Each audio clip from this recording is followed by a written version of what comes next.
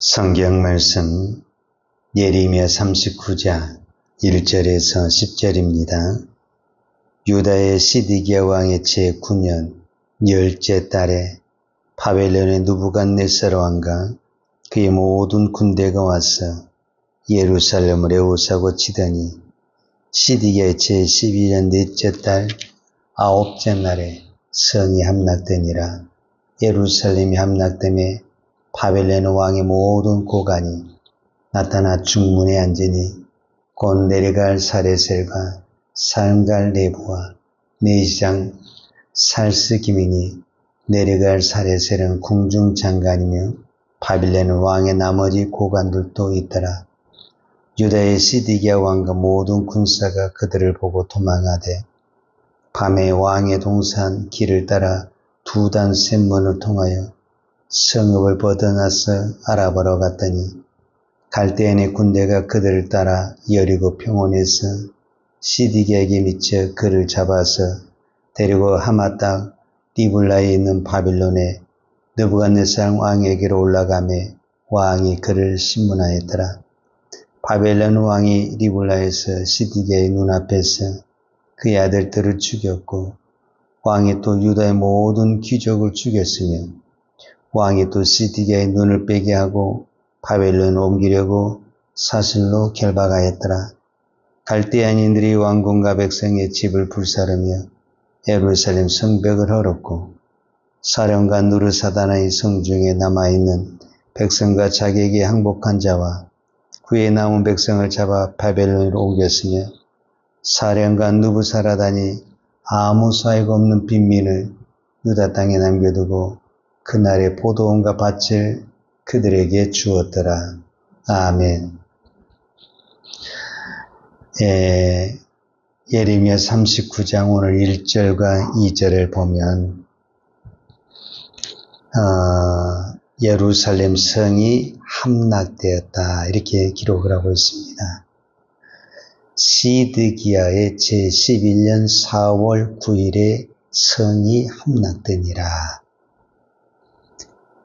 39장 1절과 2절에 보면 예루살렘 성이 멸망한 정확한 날짜를 기록하라고 했습니다. 시드기야 왕 제11년 4월 9일에 나라가 망했다. 그런데 그 전에 바벨론의 군사가 언제 쳐들어왔냐면 시드기야 제9년 10째 달에 쳐들어왔다 이렇게 말을 했습니다. 그러니까 시드기야 제9년 10월에 쳐들어와 가지고 제11년 4월 9일에 망했으니까 전쟁하는 기간이 즉 예루살렘을 포위하고 전쟁하는 기간이 2년 6개월 약 18개월 동안 걸렸다. 이렇게 성경이 기록하고 있거든요. 자, 이 말은 무슨 말을 하고 있냐면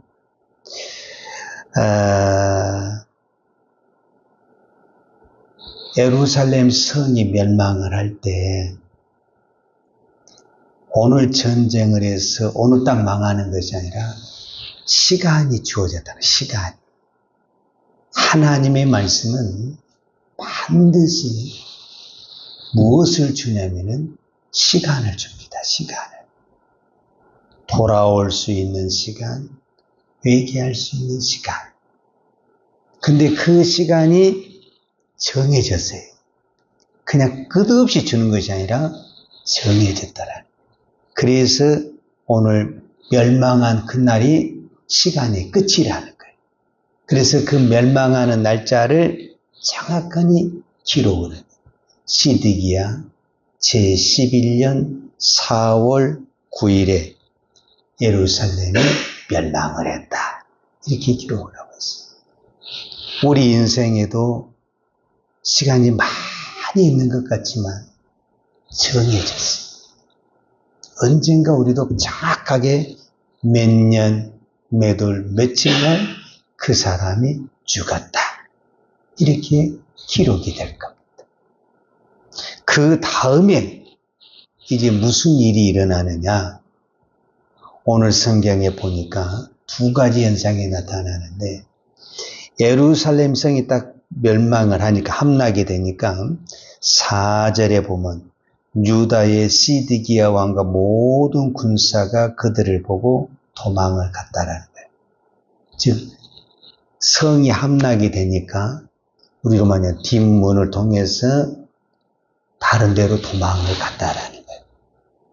그런데 5절에 보니까 갈대아인의 군사가 그들을 따라 여리고 평원에서 시드기야에게 미쳐 그를 잡아서 데리고 왔다. 결국은 갈대아 군사, 즉 바벨론의 군사죠.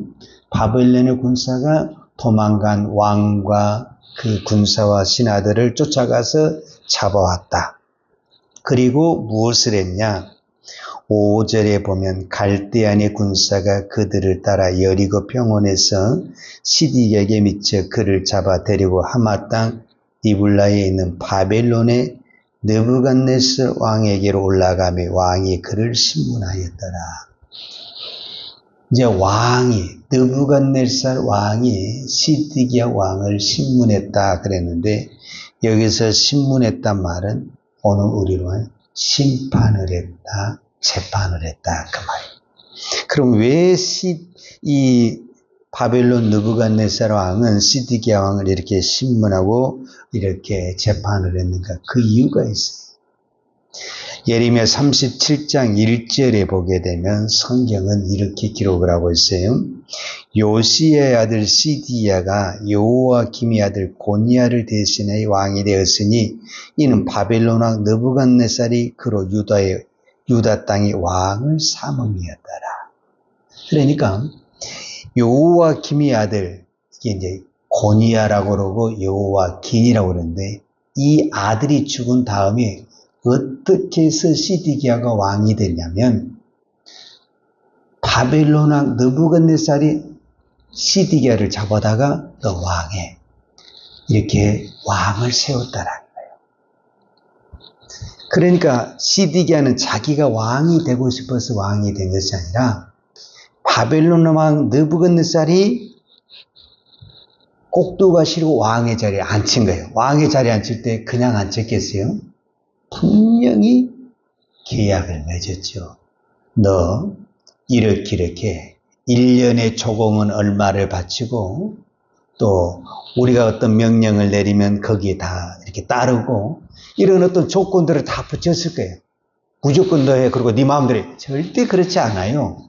느부갓네살이 이미 왕으로 세울 때는 자기 말을 잘 들을 사람을 뽑아서 세운 거예요. 그런데 맨 처음에는 이 시드기야 왕이 바벨론 왕을 좀 말을 들은 척 하다가 안 들은 거예요. 그러니까 이제 바벨론 왕이 화가 나가지고 온 군사를 동원해서 완전히 예루살렘을 박살을 내고 완전히 불을 살리고 이제 시드기야 왕을 불러서 신문을 하는 거예요. 그 첫 마디가 무슨 말의 내용은 없어요. 왜 너 내 말을 안 듣고 네 마음대로 했냐? 뭐 여러 가지 질문이 있었겠지만 성경은 전혀 기록을 하지 않았어요. 근데 무엇을 기록을 해놨냐면 바벨론 왕 느부갓네살이 시드기야에게 행한 행위를 아주 비참한 그 행위를 기록을 해놨는데 그 기록이 6절과 7절이에요. 바벨론 왕이 리블라에서 시드기야의 눈앞에서 그의 아들들을 죽였고 왕이 또 유다의 모든 귀족을 죽였으며 왕이 또 시드기야의 눈을 빼게 하고 바벨론을 옮기려고 쇠사슬로 결박하였더라. 그러니까 아주 잔인하고 비극적인 이런 현상이 나타난 것을 성경이 기록을 했는데 지금 이것은 무엇을 말해주고 있냐면 그만큼 바벨론 왕 느부갓네살이 화가 났다라는 거예요. 그러니까 잔인하게 그가 왕이지만은 왕이 보는 앞에서 자식들을 죽이고 고관과 귀족들을 죽이고 더더구나 두 눈을 빼버리고 그 다음에 쇠사슬로 묶어서 포로로 끌고 갔다는 거예요. 왜 이런 행동을 했을까? 성경에는 안 나왔어요. 그러나 우리가 한 가지 생각해 볼 수 있었던 것은 바로 이 부분. 이 시드기야 왕은 어떤 부분에서 자기를 왕으로 세운 이 바벨론 왕에게 친바벨론 정책을 쓰고 싶었고 바벨론을 섬기고 싶었고 따르고 싶었어요. 그리고 그 시대에 예레미야 선지자도 늘 말했어요. 바벨론에 항복해야 된다. 바벨론을 섬겨야 된다. 그리고 그 말을 시드기야 왕도 개인적으로 예레미야를 불러서 잘 들었어요. 그런데 못했어요. 못한 이유가 뭐냐? 우리가 못할 때는 반드시 뭐가 있냐면 못할 만한 이유가 있어요. 왜 너 그거 못했냐? 못할 만한 이유가 있잖아요. 몸이 아팠다든지 시간이 없다든지 무슨 일이 있었다든지 분명히 이유가 있어요. 근데 그 이유가 무엇인지는 몰라요. 그러나 그가 두 눈이 떠 있을 때 보는 사건이 뭐냐면은 자식과 귀족이에요. 결국은 이 두 사람 때문에 못한 거예요. 그래서 왕이 눈이 떠 있을 때 자식을 죽이고 고관을 죽이는 거예요. 이 고관들은 친애굽 정책을 쓰는 사람들이에요. 그래서 시드기야 왕이 바벨론을 섬기자고 하면 다 말렸던 사람들이 이 고관들이고 귀족들이에요. 만약에 왕이 우리 말을 듣지 않으면 당신 자식들을 다 죽여버리겠습니다. 협박을 했을지도 모르. 그러니까 왕은 왕의 자리만 있지 힘이 없어. 그래서 분명히 시드기야 왕도 바벨론 느부갓네살왕에 그런 고백을 했을 거예요. 저도 바벨론을 섬기고 싶었습니다. 그런데 저 고관들이 너무 무서웠습니다. 귀족들이 자기들이 탁 애굽으로 섬기자는데 나는 그것을 꺾을 수가 없었어요. 이런 핑계를 댈 수가 있었을 거예요. 그러나 믿음은, 신앙은 꼭 여러분 기억해요. 핑계 댈 수가 없습니다. 나 그때 믿음으로 살아야 했는데 내가 먹고 사는 것이 다 바쁘고 힘들었어. 나 그때 정말 믿음으로 헌신하고 싶었는데 그때 사는 것이 내가 너무 힘들어서 그때 내가 못했어. 그렇게 한다고 그의 믿음에 핑계 댈 수 있냐? 그럴 수가 없다라는 거예요. 믿음은 핑계 댈 수가 없습니다. 그래서 믿음이 어려운 것입니다. 누구나 다 할 수 있는 상황이라면 왜 우리가 믿음으로 한다고 그럽니까? 믿음 없이도 할 수 있는 것은 믿음이 아닙니다. 믿음으로 해야만 하기 때문에 믿음이 중요한 것입니다. 우리가 39장 마지막 절에 보게 되면은 이제 이 예루살렘이 멸망을 하는데 하나님이 두 사람을 살려줘요. 그 두 사람 중에 첫 번째 사람이 예레미야고 두 번째 사람이 예레미야를 구해줬던 궁중내시 에베멜렉입니다. 39장 16절에 보면은 하나님이 예레미야에게 이런 말을 해요.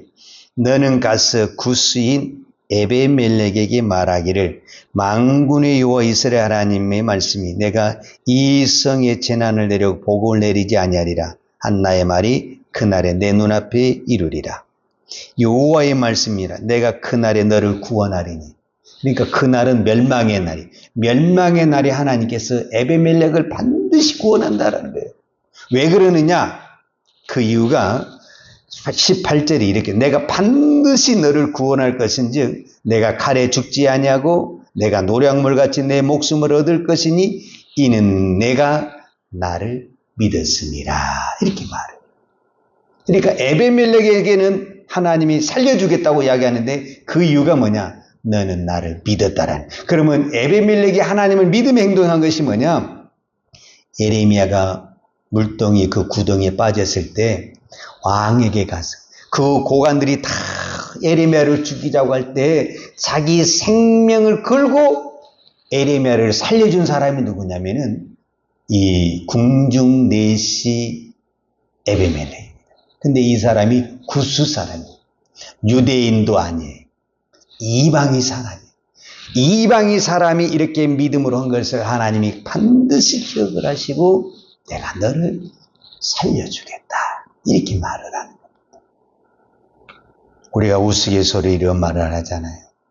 지옥에 가면 이런 말을 많이 한다. 걸. 내가 그때 믿을 걸. 내가 그때 교회 갈 걸. 그렇게 옆에 있는 사람이 교회 다니라고 할 때 내가 그때 따라갈 걸. 그때 안 했더라. 믿음은 핑계할 수 없습니다. 시디기야 얼마든지 핑계될 수 있습니다.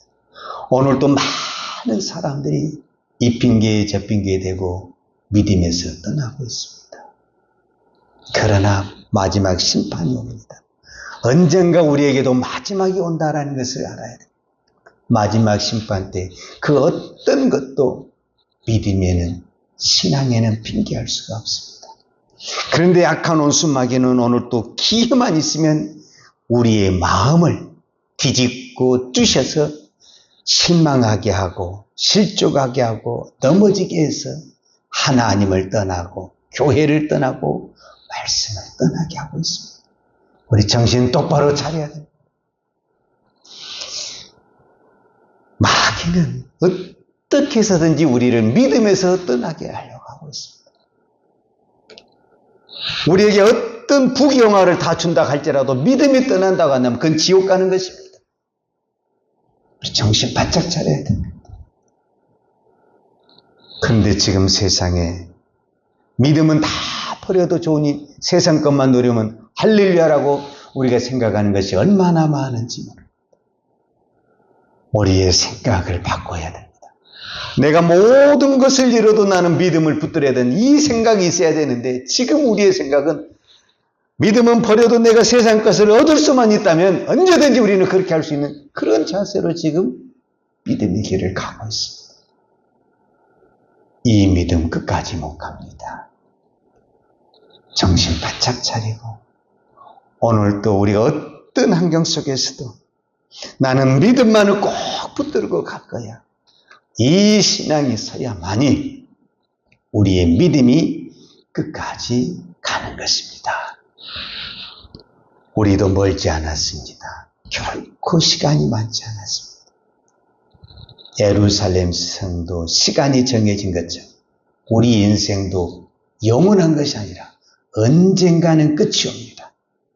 그날을 바라보며 오늘도 믿음으로 사시기를 축복합니다. 기도하겠습니다. 하나님 아버지 감사합니다. 오늘도 우리가 믿음으로 살기 위해서 이 새벽에 나왔습니다. 그러면서도 우리는 한쪽으로 믿음을 붙잡기보다는 세상을 붙잡고 사람을 붙잡을 때가 많습니다. 주님, 우리의 연약한 믿음, 우리의 부족한 믿음에 은혜를 부어주셔서 어떤 환경 속에서도 오직 믿음을 붙들고 믿음의 길을 갈 수 있는 은혜를 허락하여 주옵소서. 오직 의인은 믿음으로 말미암아 살리라. 이 말씀을 붙들고 하루를 살아도 믿음으로 살고 오늘 주일도 내가 믿음으로 드리는 거룩한 주일 되게 하여 주옵소서. 예수님의 이름으로 기도하였습니다. 아멘. 요한은 내게 복을 주시고 너를 지키시기를 원하며 유하는 걸굴로 내게 비추사 은혜 베푸시기를 원하며 유하는 걸굴을 내 길로 향하여디사 평강 주시기를 원하노라. 이제는 교회의 머리 되신 우리 주 예수 그리스도의 은혜와 독생자를 보내주신 아버지 하나님의 그 크신 사랑과 성령님의 풍성한 은혜가 오늘도 오직 믿음으로 살기를 원하는 사랑하는 주의 백성들 머리머리 예와 이 나라의 민족과 한국 교회 위에 온 열방의 이 생명의 복음을 증가하는 선교사님들 위에와 사랑하는 주의 자녀들 머리 위에 이제로부터 영원토록 함께 있을지어다. 아멘.